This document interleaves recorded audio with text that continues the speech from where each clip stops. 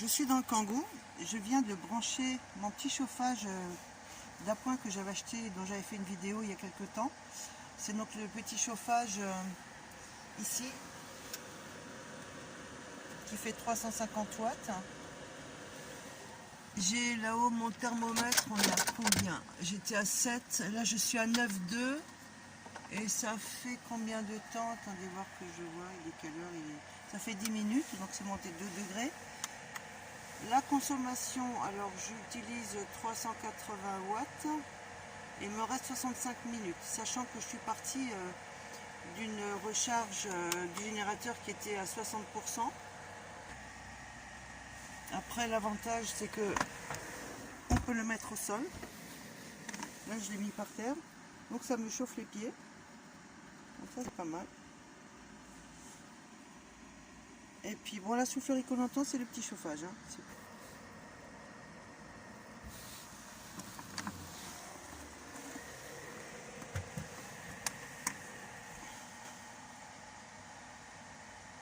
Voilà.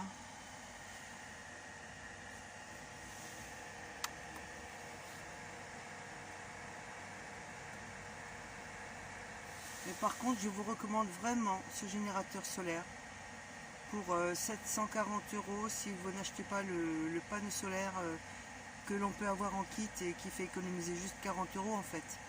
En fin de compte, une bonne solution. Et puis je vais pouvoir l'emmener chez moi, je vais pouvoir l'emmener...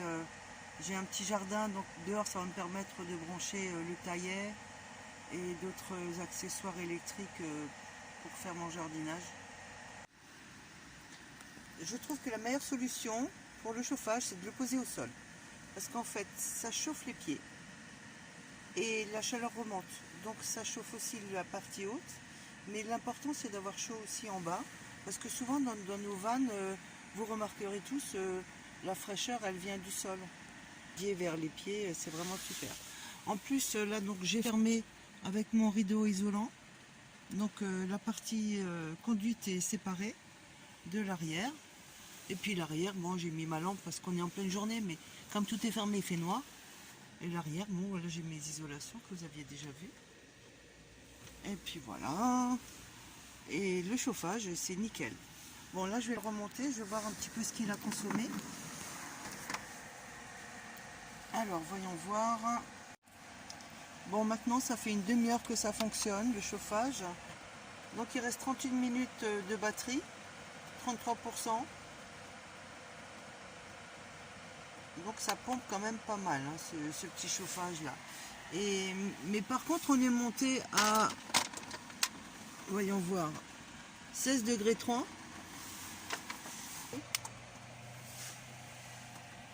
Et je veux dire que à partir du sol là quand même, on sent quand même le froid qui est en bas, qui est présent et qui ne s'en va que lorsque le chauffage est positionné en bas et qu'il vous chauffe les pieds.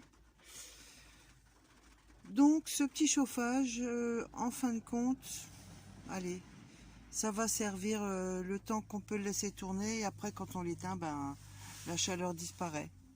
Donc je ne suis pas complètement convaincue que ce soit l'idéal parce que ça pompe quand même pas mal en fin de compte. Bon, 350 watts c'est sûr. Voilà, donc je me suis chauffé une demi-heure et je sens la fraîcheur au pied là. Là je sens qu'il fait pas très chaud en bas. Si je mettais le thermomètre en bas, mais bon il est collé donc je peux pas le descendre. Je pense qu'on doit être à 7-8 degrés au sol à peu près. Puisque la chaleur monte, c'est forcé que là-haut on a 16 degrés. Donc la bestiole elle fonctionne bien. Mais le petit chauffage là il est quand même pas mal gourmand.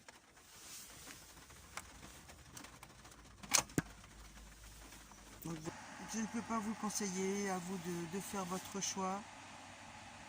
Après avec un générateur de 500 watts on peut l'oublier, hein, c'est même pas la peine. Il fonctionnera 1 heure, 1h30 maximum. Et là, on va dire 2 bonnes heures. Et après, il restera de la charge pour les téléphones. Bon, c'est déjà pas mal. C'est déjà pas mal.